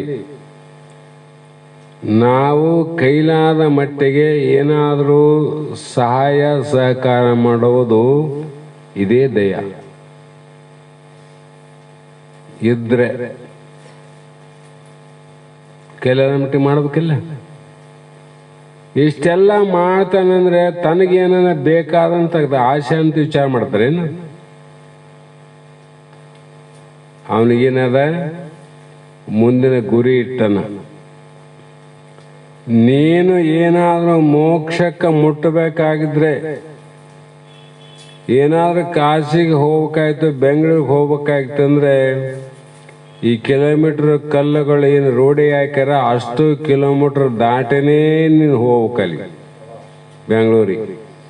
ಆಮೇಲೆ ಜಿಗ್ತಿದ್ದೆ ನೀನು ದಾಟಬೇಕಲ್ಲ. ಅದ್ರಂಗ ಮೋಕ್ಷಕ್ಕೆ ನಾವೇನಾದ್ರು ಹೋಗಿ ಮುಟ್ಟಬೇಕಾಗಿದ್ರೆ ಇವು ಮೈಲುಗಳು ವಿವೇಕ, ವೈರಾಗ್ಯ, ಶಮ, ಆರ್ಥರಲ್ಲಿ ಏನು ಹೇಳ್ಕೊಂತ ಬಂದಿವಲ್ಲ, ಮತ್ತೆ ಇಹ ಪರಲೋಕದ ಆಸೆನೆ ಬಿಟ್ಟಿರಬೇಕು, ಲೋಕಾದಿಗಳ ನಿರ್ವಿಷಯನಾಗಿರಬೇಕು, ತನುವಿನಲ್ಲಿ ನಿರ್ಮೋಹಿ, ಪ್ರಾಣದಲ್ಲಿ ನಿರ್ಭಯ, ಈ ಲೋಕದ ವಿಷಯಾದಿಗಳಲ್ಲಿ ಪರಮ ವೈರಾಗ್ಯ. ಇವೆಲ್ಲ ಗುಣ ಇಟ್ಟುಕೊಂಡು ದಾಟಲಾರ್ದ ಮೋಕ್ಷ ಆಗ್ತದೆ ನಿನಗೆ. ಇಷ್ಟು ಊರು ದಾಟಲಾರ್ದು ಹೋಗ್ತದೆ ಬೆಂಗಳೂರು. ದಾಟಿದ ಮೇಲೆ ಹೋಗ್ಬೇಕು. ಶಾಸ್ತ್ರಗಳಲ್ಲೇ ನೀನು ಏನು ಬೇಕು ನಿನಗೆ ಅದನ್ನು ಹೋಗಿ ಮುಟ್ಟಬೇಕಂದ್ರೆ ಅವೆಲ್ಲ ನಿನಗೆ ದಾಟೇ ಹೋಗ್ಬೇಕು. ನೀವು ಇಲ್ಲಿ ನಾನು ದಾಟ್ಲಾರ್ದಾಗ ಮುಟ್ಟಿನಂದ್ರೆ ಅಪಹಾಸ್ಯ ಆಗ್ತದ. ಸುಳ್ಳು ನೋಡಪ್ಪ ಬೆಂಗಳೂರಿಗೆ ಹೋಗ್ಯಾನಂತಂಬದು. ಮತ್ತೆ ಹೆಂಗೆ ಹೋದಂದ್ರೆ ಹೇಳವಲ್ಲ ಅಂದ್ಮೇಲೆ ದಾಟೇ ಇಲ್ಲ, ದಾಟಿದ್ದೇ ಹೇಳವಲ್ಲ, ಕಣ್ಣಿಗೆ ಕಾಣಂಗಿಲ್ಲ. ಈಗ ಜಗತ್ತಿನಲ್ಲಿ ಕೆಲವು ಮಾಡತಕ್ಕಂಥ ನಾವು ನೀವು ಮಾಡ್ತಕ್ಕಂಥ ಕ್ರಿಯೆ ಕಣ್ಣಿಗೆ ಕಾಣ್ತಾವಿಲ್ಲ, ನಮ್ಮ ಕಣ್ಣಲ್ಲ, ಜಗತ್ತಿನ ಕಣ್ಣಿಗೆ ಕಾಣ್ತಾವಲ್ಲ. ಮತ್ತೆ ಬಲ್ಲವರು ಅವೆಲ್ಲ ನೋಡಿ ದಾಟ್ಯಾರು ದಾಟಿಲ್ಲ ಅಂತ ವಿಚಾರ ಮಾಡ್ತಾರೆ ಇಲ್ಲ. ದಾಟನೇ ಹೋಗಬೇಕು. ಆ ಕಾರಣ ಇಲ್ಲಿ ನೀನು ಬ್ರಹ್ಮವೇ ಅನ್ನುವುದು ಸಿದ್ಧ. ಇದ್ರ ಮೇಲೆ ಅಲ್ಲ ಅಂತ ಹೇಳೋರು ಮಾತು ಕೇಳ್ತು ಅಂದ್ರೆ ಕೇಳ್ರಿ, ಯಾರು ಬೇಡಂತಾರೆ? ಯಾರಿಗೇನು ಶಾಸ್ತ್ರ ವೇದ ವೇದಾಂತ ಭಗವಂತನ ವಾಕ್ಯ ಅದ. ಭಗವಂತನಕ್ಕಿಂತ ದೊಡ್ಡ ವ್ಯಕ್ತಿಗಳು ಜಗತ್ನಾಗ ಯಾರನ್ನ ಆರೇನು? ಯಾರಿಲ್ಲ ಅಂದ್ಮೇಲೆ ಕರಿಕೆ ಹೇಳಿದ್ರು ಸಾಕ್ಷಾತ್ ಭರ್ಗೋನರಾಕೃತಿ ಅಂದ್ರು. ಅವನು ನಾವೇನ್ ತಿಳ್ಕೊಂಡ್ರಿ ಇವಂದೇ ಬೇರೆ ಅವನೊಬ್ಬ ಬೇರೆ, ಇವನಿಗೆ ಅವನೇನ್ ನೋಡ್ತಾನೆ ಅಂಬಂಗಾಗ್ಯದ. ಅವನೇ ಇವನು, ಇವನೇ ಅವನು, ಮತ್ತೆ ಅವನು ನೋಡ್ತಾನೆ, ನಿಂದ ಎಲ್ಲ ನೋಡ್ತಾನಂತ ತಿಳಿದಿಲ್ಲ ಜನ. ಯಾಕೆ ಇಲ್ಲಿ ಆದಲ್ಲ, ಇವನು ಬೇರೆ ಅವನು ಬೇರೆ, ಪರಮಾತ್ಮ ಬೇರೆ. ಹಾಗಾಗಿ ಎಂದೂ ನಾವು ಆ ಒಂದು ಅಪಚಾರಕ್ಕೆ ಕೈ ಹಾಕಬಾರದು. ಕಾರಣ ಅಂದರೆ ಇಷ್ಟು ದೂರ ನಾವು ಮಾಡಿದಂಥ ಸಾಧನೆಗಳು ನಮಗೆ ನಿಷ್ಫಲ ಆಗಬಾರ್ದು. ಹಾಗಾಗಿ ಇಲ್ಲೇನು ಹೇಳ್ದಂಗಾಯ್ತು, ಜಡಕ್ಕೆ ಬೇರೆಯಾಗಿ ಚೇತನ ಅನಂತ ಅರ್ಥ ಆಯ್ತು. ಜಡದಲ್ಲಿ ಕೂಡಿ ಚೇತನ ಅನಂತ ಅರ್ಥ ಆಗಲಿಲ್ಲ.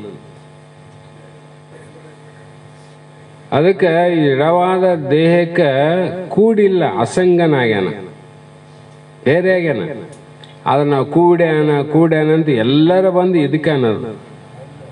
ದೇಹಕ್ಕನೇ ಮಾನ, ದೇಹಕ್ಕನೇ ಮರ್ಯಾದೆ, ದೇಹಕ್ಕನೇ ಗೌರವ, ದೇಹಕ್ಕೆ ಅಗೌರವ.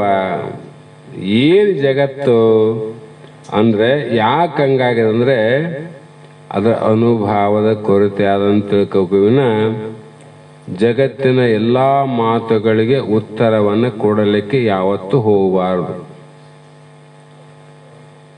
ಯಾಕ ಅದಕ್ಕೆ ಉತ್ತರಗಳೇ ಇಲ್ಲ ಅಂತ. ಹಾಗಾಗಿ ಇಲ್ಲಿ ನೀನು ಅರಿವು ಸ್ವರೂಪ ಇದ್ದೆ, ಅದಕ್ಕೆ ನೀವು ಬ್ರಹ್ಮ ಅಂತ ಹೇಳಿದ್ರೆ ಮತ್ತೆ ಜಡವಾದ ದೇಹ ಒಂದು ಉಂಟಲ್ರಿ ಜಗತ್ತು ಅಂತ ಮತ್ತಿಲ್ಲಿ ದ್ವೈತಪತಿ ಬರ್ತದಲ್ಲ ಅಂತ ಸಂಶಯವನ್ನು ಮಾಡಿದರೆ ದ್ವೈತವು ಏನಾದ ತಮ್ಮ ಕಾಣ್ತದ ಹೇಗೆ ಅಂದ್ರೆ ಕಲ್ಪಿತವಾಗಿ. ಹಾವು ಕಾಣ್ತದ ಅದೇನದು ಹೌದಿಲ್ಲ? ಅದ್ರಾಗ ಜಗತ್ತ ಕಾಣ್ತದಂದ್ರೆ ಕಲ್ಪಿತವಾಗಿ ಕಾಣ್ತದಂತ ಹೇಳಿಲ್ಲ ನಿಂದ. ಇನ್ನೂ ಸಂಶಯ ಆದಂದ್ರೆ ಅದರಿಂದ ಸಿದ್ಧ ನೆನಪನು ತನಗೆ ತಾನಿಂತು ಉದಿಸಿದ ಎಲ್ಲವೂ ಜಡಮಿಥ್ಯೆ, ಅವನು ನೀನರಿವೆ ಸೌಮ್ಯಗೋಧಾಗತಿಯಿಂದೆ ಸೌಮ್ಯ ಬೋಧಾಗತಿಯಿಂದೆ ಸುದತಿ ಬೇರಿಲ್ಲಿ ಸಾಕ್ಷಿಗಳು ಉಂಟೆ. ನಿನಗೆ ಬ್ರಹ್ಮ ಜಡವಾದ ವಸ್ತುವಿಂದ ಭಿನ್ನ ಪ್ರತ್ಯೇಗಾತ್ಮ ಅಂತ ಹೇಳಿವಲ್ಲ, ಅದೇ ಸಿದ್ಧವಾದದ್ದು. ಕೂಡ್ಯಾನಂತ ಹೇಳಂಗಿಲ್ಲ, ಬೇರೆ ಆಗಂತೆ. ಯಾಕಂದ್ರೆ ಕೂಡ್ಯಾನಂದ್ರೆ ಈ ಜಡಕವಾದ ದೇಹಕ್ಕೆ ಬರ್ತಕ್ಕಂಥ ಜನನ ಮರಣ ವಿಕಾರ ಎಲ್ಲ ನಿನಗೆ ಬರ್ತಾವ. ಮತ್ತೆ ನಾವು ಸಾಯ್ತೀನಿ ಅಂತ ಕುಂತಿ. ಶಾಸ್ತ್ರಗಳು ವೇದಗಳು ಏನು ಹೇಳ್ದಂಗಾಯ್ತು ನನಗೆ? ನೀನಾದ್ರೆ ಏನು ತಿಳ್ಕೊಂಡಂಗಾಯ್ತು? ಮೊದಲೇ ತಿಳ್ಕೊಂಡಿವಲ್ಲ ಅದನ್ನು. ಹಾಗಾಗಿ ಇಲ್ಲಿ ತಾನು ಪರಬ್ರಹ್ಮ ಸ್ವರೂಪ ಅಂದಾಗ ಸ್ವಯಂ ಸಿದ್ಧ. ನಿನ್ನ ಯಾರು ಸಿದ್ಧ ಮಾಡಿಲ್ಲ, ಸ್ವಯಂ ಸಿದ್ಧ. ಅದರಿಂದ ನಿನಗೆ ಉತ್ಪತ್ತಿ ಇಲ್ಲ, ನಾಶ ಇಲ್ಲ. ಸ್ವಯಂ ಸಿದ್ಧ ಅಂದ್ರೆ ನೀನು ಯಾರ ಸಹಾಯ ಸಹಕಾರ ಸಲಕರಣೆಗಳು ಇಲ್ಲದೆ ಇರುವವನು. ದೇಹ ಸ್ವಯಂ ಸಿದ್ಧ ಅಲ್ಲ, 25 ತತ್ವದಿಂದ ಸಿದ್ಧ ಆಗ್ಯದ. ಪಂಚಮಹಾಭೂತದಿಂದ ಹುಟ್ಟ್ಯದ. ನೀನು ಹಂಗೆ ಹುಟ್ಟಿದ್ದೇನು? ಅದಕ್ಕಾಗಿ ನಿನ್ನಲ್ಲಿ ಅಹಂಕಾರಾದಿ ದೇಹಾಂತಮಾದ ಜಡ ಪ್ರಪಂಚ ಅಲ್ಲ. ಬೇರೆ ಆಗಿದ್ರು ಕೂಡ ದೇಹದಲ್ಲಿ ಕೂಡಿಕೊಂಡಂಗೆ ಆಗದಲ್ಲ, ಜಗತ್ತನ್ನು ಕೂಡದಲ್ಲ. ಹೇಗೆ ಅಂದರೆ ಸುಕ್ತಿ ರಜದಂತೆ ಅಥವಾ ರಜ್ಜು ಸರ್ಪದಂತೆ ಅಷ್ಟೇ ದೃಷ್ಟಾಂತ.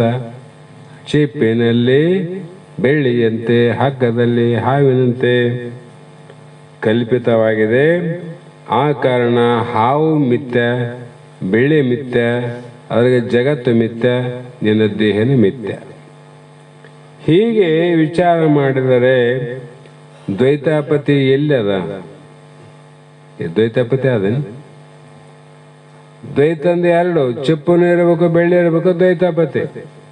ಹಗ್ಗನಿರ್ಬೇಕು, ಹಾವನಿರ್ಬೇಕು ಅಂತ ದ್ವೈತಾಪತಿ. ಒಂದಲ್ಲಿ ಎರಡು ಕಂಡದ ನಿನಗ ಭ್ರಾಂತಿಯಿಂದ, ಅದು ಮಿಥ್ಯಾರೂಪದಿಂದ. ಹಾಗಾಗಿ ಈ ಜಡ ಪ್ರಪಂಚವು ಕಲ್ಪಿತವಾದಂತೆ ಚೇತನನಾದ ನೀನು ಕೂಡ ನೀನು ಕಲ್ಪಿತ ಅಂತ ಯಾಕೆ ಹೇಳಂಗಿಲ್ಲ ಗುರುವರೇ? ನೀನು ಮಿಥ್ಯ ಅಂತ ಯಾಕೆ ಹೇಳಬಾರದು? ಸುಮ್ಮನೆ ರಗಳೆ ಯಾಕೆ? ಅದು ಮಿಥ್ಯ, ಇದು ಮಿಥ್ಯ, ವಸ್ತು ಸುಳ್ಳು ಅಂದ್ಬಿಡ್ರಿ. ಸುಮ್ಮನೆ ತಲೆ ತಿಳ್ಕೊಂಡು ಏನೇನೇ ಶಾಸ್ತ್ರ ಹೇಳಿ ಇದು ಸತ್ಯ ಅದ, ಇದು ಮಿಥ್ಯ ಅದ, ನೀರವನು ಇಲ್ದವನು, ಇಷ್ಟೆಲ್ಲ ರಾಮಾಯಣ ಆಗ್ಬೇಕು. ಆಗಂಗೆ ಆಗ್ತದ, ಹೋಗಂಗೆ ಓದ್ತದ. ಇದು ಯಾಕೆ ಪಂಚಾಂಗ ತೆಗೆದ್ರಿ ಕುಂತ್ರಿ ಅಂತ ಅಂದ್ರೆ, ಇಲ್ಲಿ ಮುಂದ ನುಡಿಲಿ ಹೇಳ್ತಾರ, ಈ ಒಂದು ದೇಹಿಯಾದಗಳಿಗೆ ಜಗತ್ತಿಗೆ ಸಾಕ್ಷಿಯಾದಂಥ ಅರಿವೇ ಪರಬ್ರಹ್ಮ ಅಂತ ಹೇಳುವಲ್ಲಿ ಪ್ರಮಾಣ ಅದ. ಯಾಕೆ ಹೇಳ್ತಾರಂದ್ರೆ ಶ್ರುತಿ ಸಿದ್ಧ ಅದ, ವೇದ ಪ್ರಮಾಣ ಅದ, ಅಹಂ ಬ್ರಹ್ಮಾಸ್ಮಿ ಅದ, ತತ್ವಮಸಿ ಮಹಾವಾಕ್ಯ ಅದ, ಎಷ್ಟೆಲ್ಲ ಆದ. ಅದಕ್ಕೆ ಗೋಚರ ಆಗುವಂತ ಆತ್ಮನು ಪ್ರಮೇಯನೆಂದು ಹೇಳಿದ್ದಾಯ್ತಲ್ಲ ಅಂತ ನೀನು ಅಂದ್ರೆ ಆ ಪ್ರಮಾಣ ಕೂಡ ಆತ್ಮನ ವಿಷಯವಲ್ಲ. ಹೆಂಗಲ್ಲ ಅಂತ ಹೇಳಿದ್ರೆ, ಪ್ರಮಾಣ ಕೊಟ್ಟು ಹೇಳಲಿಕ್ಕೆ ಯಾವುದು ಬರೋದಿಲ್ಲೋ ಅದೇ ಆತ್ಮ, ಅದೇ ಪರಬ್ರಹ್ಮ. ಪ್ರಮಾಣ ಕೊಟ್ಟು ಹೇಳಕ್ ಬರ್ತದಂದ್ರೆ ಅದು ಎರಡಿದ್ದಾಗ ಹೇಳಕ್ ಬರ್ತದ. ಈ ಮೈಕ್ ತಂದೀವಿ ಅಂದ್ರೆ ಇಲ್ಲಪ್ಪ ಓಸಲ ತಂದು ಬೇಸಿತ್ತು ನೋಡಂತೀವಿ ನಾವು, ಹೌದಲ್ಲ? ಹಿಂಗೆ ಹೇಳಕ್ ಬರ್ತದ. ಆದರೆ ಒಂದೇ ಇರುವಂತ ನಿನ್ನ ಪರಬ್ರಹ್ಮ ಸ್ವರೂಪದಲ್ಲಿ ಹೇಳಕ್ಕೆ ಬರೋದಿಲ್ಲ ಅಂತ ಅಂದ್ರೆ ಇದಕ್ಕೇನು ಸಾಕ್ಷಿ ಅಂದ್ರೆ ಮನುಮುನಿ ರುದ್ರಾದ್ಯರ ಅನುಭವೇ ಪ್ರಮಾಣವಾಗಿರುತ್ತದೆಂದು ಉತ್ತರ ಕೊಡ್ತೀವಿ. ಇದಕ್ಕೆ ಹೆಚ್ಚಿಗೇನು ಪ್ರಮಾಣ ಅಂತ ಕೇಳಿದ್ರೆ ಸುಡುಗಾಡು ಸೇರು, ಹೋಗು ಸುಡುಗಾಡಿಗೆ. ತಾಲಪೇರು ಆಡಿಲ್ಲ, ಬಲ್ಲವರು ಬಂದೀವ್ರಿ, ಗಿಡದ ಮೂಲಿಕೆ ತಂದೀವ್ರಿ, ತಿಳಿದು ಅರಿದು ಸೇವಿಸಿದರೆ ನೀನಾದಿ ಪಾರು, ಅರಿಯದಿದ್ದರೆ ನೀನು ಸುಡುಗಾಡು ಸೇರು. ಬಲ್ಲವರು ಮಾತು ಹೇಳ್ತಾರೆ, ಅದಕ್ಕೇನು ಪ್ರಮಾಣ? ಹೋಗು ನೀನು. ಕಾರಣ ಇಲ್ಲಿ ಮುನಿ ರುದ್ರಾದಿಗಳ ಅನುಭವ ಏನಪ್ಪಾ ಇಲ್ಲಿವರೆಗೆ ಕೇಳಿವಲ್ಲ. ಮನಕೆ ವಾಕೆಂಗೆ ಗೋಚರವಾಗದ ಅನುಪಮನು ಅನಘನು ಆನಂದ ಏಕರಸ ಪೂರ್ಣನು ಘನಚಿದಾತ್ಮಕನೇ ತಾನೆಂಬುದೇ ನಿಜವೇದು ಮನುಮುನಿ ರುದ್ರಾದ್ಯರ ಅನುಭೂತಿ ಇದು. ಇನ್ನೇನು ಹೇಳ್ಬೇಕಂತ. ಹಾಗಾಗಿ ಯಾಕಂದ್ರೆ ಪ್ರಮಾಣ ಕೊಟ್ರು, ಯಥೋ ವಾಚೋ ನಿವರ್ತಂತೆ ಅಪ್ರಾಪ್ಯ ಮನಸ್ಸಹ ಸಹ ಅಂತ ವಾಕ್ಯದ ಅನುಸಾರವಾಗಿ ನಿಜಗುಣರ ಯಾವ ಕೈವಲ್ಯ ಪದ್ಧತಿಯ ಮಂಗಲವನ್ನು ವಿಚಾರ ಮಾಡಿದಾಗ ಮಾತು ಮನಗಳಿಂದ ಅತ್ತತ್ತ ಮೀರಿದ ಸಾಧಿಸಿದ ನಿರುಪಾಧಿಕ ನಿರ್ಮಲ ಜ್ಯೋತಿ ಬೆಳಗುತ್ತದೆ.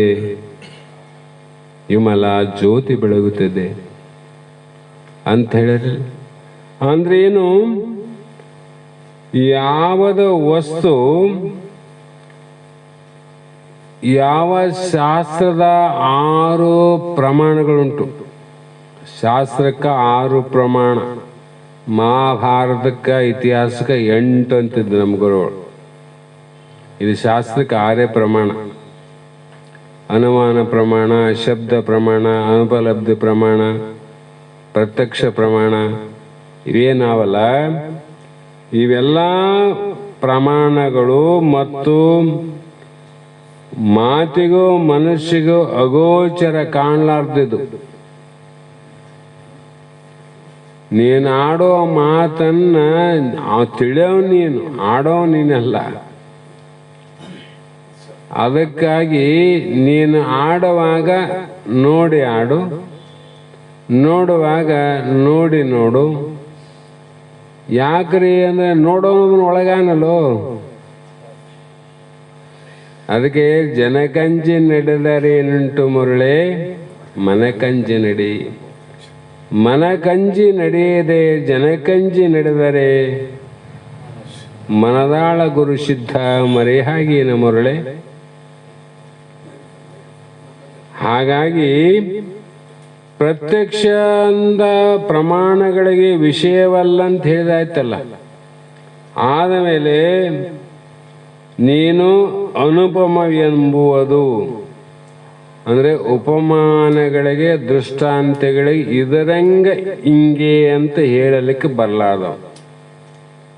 ಬರೇ ರೂಪದಿಂದ ಅಷ್ಟಲ್ಲ, ಶಬ್ದ ಸ್ಪರ್ಶ ರಸ ಗಂಧಾದಿಗಳಿಂದ ಕೂಡ ಹೇಗೆ ಅಂತ ರೂಪದಂಗಾನ ಶಬ್ದದಂಗಾನ ಅಂತ ಹೇಳಕ್ಕೆ ಬರಲಾರ್ದವನು ಮತ್ತೆ ಯಾವ ಪ್ರಮಾಣಕ್ಕೂ ನಿಲುಕದವನು ಅಂದಮೇಲೆ ನೀನು ಏಕರಸಪೂರ್ಣನು ಅಂದ್ರೆ ಇವೆಲ್ಲ ಶಬ್ದಗಳು ಅನೇಕ, ರೂಪ ಅನೇಕ, ಸ್ಪರ್ಶ ಅನೇಕಾವ, ರಸ ಅನೇಕಾವ, ಗಂಧ ಅನೇಕಾವ. ಇವು ಏನೊಂದಿಲ್ಲದೆ ಏಕರಸವಾಗಿರುವಂಥವನು ಒಂದೇ. ಅದೇನು ಶಬ್ದರಸ ಅಲ್ಲ, ನವರಸ ದುಃಖ ರಸ ಅಲ್ಲ, ನೀನು ಆನಂದ ರಸ ಅಲ್ಲ. ಆನಂದಕ್ಕಾಗಿ ನಾವು ಇಷ್ಟೆಲ್ಲ ಬಡದಾಡಿದ್ದಲ್ಲ. ಅದೇ ಆನಂದ ಆದ್ಮೇಲೆ ಏನು ಮಾಡೋದು? ಮತ್ತೆ ಸುಮ್ಮನೆ ಇರೋದು. ಆನಂದ ಆದ್ಮೇಲೆ ಸುಮ್ಮನೆ ಇರಬೇಕು. ಹೆಂಗಂದ್ರೆ ಕೂಸು ಹೇಳ್ಕೊಡ್ತದ, ಹೊಟ್ಟೆ ತುಂಬ ಹಾಲು ಕುಡ್ತಂದ್ರೆ ಸುಮ್ಮನೆ ಮಕ್ಕಂಬಿಡ್ತದ. ಅದಕ್ಕೆ ಏನು ಬೇಕಾಗಿತ್ತು ಅದು ಸಿಕ್ಕ ಮೇಲೆ ಸುಮ್ಮನೆ ಮಕ್ಕಂತದಿಲ್ಲ. ಮತ್ತೆ ನಮಗೂ ಆನಂದ ಸಿಕ್ತು ಅಂದ್ರೆ ಸಿಕ್ಕ ಮೇಲೆ ಸುಮ್ಮನೆ ಇರಬೇಕು. ಮತ್ತೆ ಹಾಲು ಕುಡಿದು ಹಂಗೆ ಹತ್ಕಂತಿರೋದೆ. ಹಾಲು ಕುಡಿದು ಹತ್ಕಂತಿದ್ರೆ ಏನಂತ ಇದಕ್ಕೆ ರೋಗ ಬಂದಂತಾರ. ಪ್ರತ್ಯಕ್ಷ ಪ್ರಪಂಚದ ಮಾತು ಹೇಳ್ತನ. ಆನಂದ ಆಗದ ಅಂತಂದ್ರೆ ಮತ್ತೆ ಆನಂದ ಹುಡುಕಾಡೋದೇ ಬೆನ್ನತ್ತದ. ಅಂದ್ರೆ ನಮ್ಗೆ ಗೊತ್ತಾಗ್ತದಲ್ಲ, ಜ್ಞಾನಿಗಳಿಗೆ ಇವನಿಗೆ ಆನಂದ ಆಗಿಲ್ಲ ಅಂತ. ಜ್ಞಾನಿಗಳಿಗೆ ಗೊತ್ತಾಗ್ತದ, ಅಜ್ಞಾನಿಗಳಿಗೆಲ್ಲ. ಹಾಗಾಗಿ ಇಲ್ಲಿ ಏನು ವಿಚಾರ ಮಾಡೋದಂದ್ರೆ ಅದರಿಂದ ಜಡತ್ವಾದಿಗೆ ಯಾವುದೇ ವಸ್ತು ಇರಲಿಕ್ಕೆ ಶಂಕೆಗೆ ಅವಕಾಶ ಇಲ್ಲ. ಹೆಂಗನ ನೋಡು, ಶಾಸ್ತ್ರ ಕೇಳಿದ ಮೇಲೆ ನೋಡ್ಬೇಕು. ಮತ್ತೆ ಹೆಂಗನ ನೋಡಂದ್ರೆ ಅಜ್ಞಾನ ಅವಸ್ಥೆಯಲ್ಲಿ ನೋಡೋದಲ್ಲ. ಜ್ಞಾನ ಅವಸ್ಥೆಯಲ್ಲಿ ಇಲ್ಲೇ ಇನ್ನು ಬದುಕಿದಾಗನೇ ನಮ್ಗೆ ಎಷ್ಟೋ ಇಂದ್ರಿಯ ಆದಿಗಳು ಹೋಗ್ತಾವ ಕಿತ್ತಿ.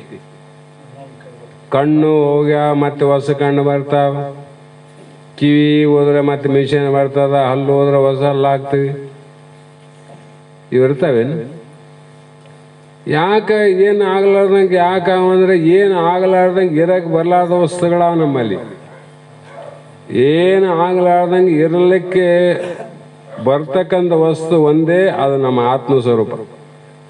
ಅದಕ್ಕೆ ಜನನ ಭಯ ಇಲ್ಲ, ಮರಣ ಭಯ ಇಲ್ಲ, ವಿಕಾರ ಭಯ ಇಲ್ಲ, ಮಾನ ಭಯ ಇಲ್ಲ, ಅಪಮಾನ ಭಯ ಇಲ್ಲ, ದುಃಖದ ಭಯ ಇಲ್ಲ, ಆನಂದದ ಅಪೇಕ್ಷೆ ಇಲ್ಲ, ಏನೊಂದು ಇಲ್ಲದೆ ಸುಮ್ಮನಿರುವುದೇ ನಿಜ ಯೋಗ.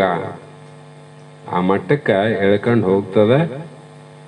ಅದನ್ನು ನಾವು ಯಾಕೆ ಹೇಳ್ತೀನಿ ಅಂತಂದರೆ, ಇದು ನನ್ನ ಬಲದಿಂದ ಹೇಳಂಗಿಲ್ಲ, ನಾನು ನೋಡಿ ಕಂಡಂಥ 10 ವರ್ಷದ ಪುಣ್ಯಾತ್ಮರ ಇರುವಿಕೆಯಿಂದ ಹೇಳ್ತೀನಿ ನಾನು. ಸಿಲ್ಲಿಯತ್ತಾತ್ನವರು, ಬಸವಾನಂದರು ಅವ್ರೇನಂದ್ರು, ಸುಮ್ಮನಿರುವುದೇ ನಿಜ ಯೋಗ ಅಷ್ಟೆ. ಯಾಕಂದರೆ ಅವ್ರಿಗೆ ಅದು ಪೂರ್ಣ ಆಗಿತ್ತು, ಸುಮ್ಮನೆ ಇದ್ರು. ನಮಗೆ ಯಾಕೆ ಆಗೋದಿಲ್ಲ ಅಂದರೆ ಇನ್ನು ನಮಗೆ ಪೂರ್ಣ ಆಗಿಲ್ಲ ಅಂತ ಅರ್ಥ ಮಾಡ್ಕೋಬೇಕು. ನಮ್ಮನ್ನು ನಾವೇ ಮಂದಿಗೆ ಹೇಳಬಾರ್ದು. ಹಾಗಾಗಿ ಹರಿಹರ ಬ್ರಹ್ಮಾದಿಗಳ ಅನುಭವವೇ ಸಾಕ್ಷಿ ಅಂದರು. ಇಂಥವ್ರ ಸಾಕ್ಷಿ ಕೊಟ್ಟ ಮೇಲೆ ಇನ್ನೂ ನನಗೆ ಅನುಮಾನ ಅಂದರೆ ಹೋಗು ಸುಡುಗಾಡ ಸೇರು. ಹಾಗೆ ನಿನಗೆ ಪ್ರಮಾಣ ಇಲ್ಲ, ಅಪ್ರಮಾಣ ನಮ್ಮ ಕೂಡಲ ಸಂಗಮ ದೇವ ಅಂತ ಹೇಳಿದಂಗಾಯ್ತು. ಹೀಗೆ ಹೇಳುವುದರಿಂದ ಈ ಒಂದು ನಿನ್ನ ಸ್ವರೂಪ ಚೈತನ್ಯವಾದ ಸ್ವಯಂ ಪ್ರಕಾಶನಾದ ಆತ್ಮ ಪರಮಾತ್ಮ ಪರಬ್ರಹ್ಮನಾದ ನಿನ್ನಲ್ಲಿ ನಾನೇ ಅಂತ ಹೇಳಲಿಕ್ಕೆ ಯಾವ ಸಂಶಯದ ಅವಕಾಶವೇ ಇಲ್ಲ. ಅವಕಾಶ ಇಲ್ಲ ಅಂದರೆ ಜಾಗನೇ ಇಲ್ಲ ಅಂತ. ಈ ರೀತಿ ಇಲ್ಲಿಯವರೆಗೂ ಅರ್ಥಾತ್ ಸೂಚನೆಯನ್ನು ಮಾಡಿದರು ಮೈತ್ರಾದೇವಿಗೆ ಯಜ್ಞವಲ್ಕ ಮಹಾ ಋಷಿಗಳು. ಅದಕ್ಕಾಗಿ ಸಂವಿದ್ ಆತ್ಮ ನಿರೂಪಣೆ ಅಂದರೆ, ಸಂವಿದ್ ಅಂದರೆ ಸತ್ತು ಚಿತ್ತು, ಅದು ಹೇಗೆ ನಿನ್ನಲ್ಲಿ ಇದೆ ಅನ್ನುವುದನ್ನು ಹೇಳಿದ್ವಿ. ಸೂತ್ರ 14ಕ್ಕೆ ಪದ 104ಕ್ಕೆ ಈ ಒಂದು ಸೂತ್ರ ಮಂಗಲಗೊಂಡು, ಸಮಯ ಆದ ಕಾರಣ ಇಲ್ಲಿಯವರೆಗೂ ನಡೆದಂಥ ಯಾವ ವಾಕ್ ಪುಷ್ಪಗಳನ್ನು ಸದ್ಗುರು ಪಾದಗಳಿಗೆ ಸಮರ್ಪಿಸಿ ಮಂಗಲವನ್ನು ಹೇಳೋಣ. ಮತ್ತೆ ನಾಳೆಗೆ ಪ್ರಾರಂಭವನ್ನು ಮಾಡೋಣ. ಮಂಗಲವ ಪಾಡುವೇನು ಸಿದ್ಧಾರೂಢ ನಿಮ್ಮಡಿಗೆ, ಸಿದ್ಧಾರೂಢ ನಿಮ್ಮಡಿಗೆ, ಗುರುದೇವ ನಿಮ್ಮಡಿಗೆ, ಗುರುದೇವ ನಿಮ್ಮಡಿಗೆ. ಮಂಗಲವ ಪಾಡುವೇನು ಸಿದ್ಧಾರೂಢ ನಿಮ್ಮಡಿಗೆ, ಸಿದ್ಧಾರೂಢ ನಿಮ್ಮಡಿಗೆ, ಗುರುದೇವ ನಿಮ್ಮಡಿಗೆ, ಗುರುದೇವ ನಿಮ್ಮಡಿಗೆ. 6 3 ಮಿರಿದ ಆರೂಢ ಚಕ್ರವರ್ತಿ, 6 3 ಮಿರಿದ ಆರೂಢ ಚಕ್ರವರ್ತಿ. ಆರೇ ನಂದರು ಸರಿಯೇ, ಆರೇ ನಂದರು ಸರಿಯೇ, ಹರವಿನಯನ್ನ ಗುರುವೇ, ಹರವಿನಯನ್ನ ಗುರುವೇ. ಮಂಗಲವ ಪಾಡುವೇನೋ ಸಿದ್ಧಾರೂಢ ನಿಮ್ಮಡಿಗೆ, ಸಿದ್ಧಾರೂಢ ನಿಮ್ಮಡಿಗೆ, ಗುರುದೇವ ನಿಮ್ಮಡಿಗೆ, ಗುರುದೇವ ನಿಮ್ಮಡಿಗೆ. ಸಂಸಾರ ಸೆರದಿ ಒಳಗೆ ಮುಳ ಮುಳಗಿ ನಾನು ಬಂದೆ, ಸಂಸಾರ ಶರದಿಯೊಳಗೆ ಮುಳ ಮುಳಗಿ ನಾನು ಬಂದೆ. ಸಾಕೋ ಮಾಡು ನೀ ಇದನ, ಸಾಕು ಮಾಡು ನೀ ಇದನ, ಎನ್ನ ಭವ ಕಳಿ ಗುರುವೇ, ಎನ್ನ ಭವ ಕಳಿ ಗುರುವೇ. ಮಂಗಲವ ಪಾಡುವೇನೋ ಸಿದ್ಧಾರೂಢ ನಿಮ್ಮಡಿಗೆ, ಸಿದ್ಧಾರೂಢ ನಿಮ್ಮಡಿಗೆ, ಗುರುದೇವ ನಿಮ್ಮಡಿಗೆ, ಗುರುದೇವ ನಿಮ್ಮಡಿಗೆ. ಇಳಿಯೋಳು ಅಧಿಕವಾದ ಹುಬ್ಬಳ್ಳಿ ಕ್ಷೇತ್ರ ನೋಡ, ಇಳಿಯೋಳು ಅಧಿಕವಾದ ಹುಬ್ಬಳ್ಳಿ ಕ್ಷೇತ್ರ ನೋಡ. ಕೈವಲ್ಯ ಕಂದ ನಾನು ಕೈವಲ್ಯ ಕಂದ ನಾನು ಎನ್ನ ಭವ ಕಳಿ ಗುರುವೇ ಎನ್ನ ಭವ ಕಳಿ ಗುರುವೇ ಮಂಗಲವ ಪಾಡುವೇನೋ ಸಿದ್ಧಾರೂಢ ನಿಮ್ಮಡಿಗೆ ಸಿದ್ಧಾರೂಢ ನಿಮ್ಮಡಿಗೆ ಗುರುದೇವ ನಿಮ್ಮಡಿಗೆ ಗುರುದೇವ ನಿಮ್ಮಡಿಗೆ ಹರ ಓಂ ಚೈತನ್ಯಂ ಶಾಶ್ವತಂ ಶಾಂತಂ ವ್ಯೋಮಾತೀತಂ ನಿರಂಜನಂ ನಾದ ಬಿಂದು ಕಲಾತೀತಂ ತಸ್ಮೈ ಶ್ರೀ ಗುರವೇ ಗುರವೇ ನಮಃ. ಶ್ರೀಮದ್ ಜಗದ್ಗುರು ಸಿದ್ಧಾರೂಢ ಸ್ವಾಮಿ ಮಹಾರಾಜ್ ಕಿ ಜೈ. ಶ್ರೀ ಸದ್ಗುರು ಶಿವಪುತ್ರ ಸ್ವಾಮಿ ಮಹಾರಾಜ್ ಕಿ ಜೈ. ಶ್ರೀ ಸದ್ಗುರು ಬಸವಾನಂದ ಸ್ವಾಮಿ ಮಹಾರಾಜ್ ಕಿ ಜೈ. ಶ್ರೀ ಸದ್ಗುರು ಅಭಿನವ ನಿಧಿ ಸ್ವಾಮಿ ಮಹಾರಾಜ್ ಕಿ ಜೈ. सकल साधु संत महाराज की जय मंगलम जय नमः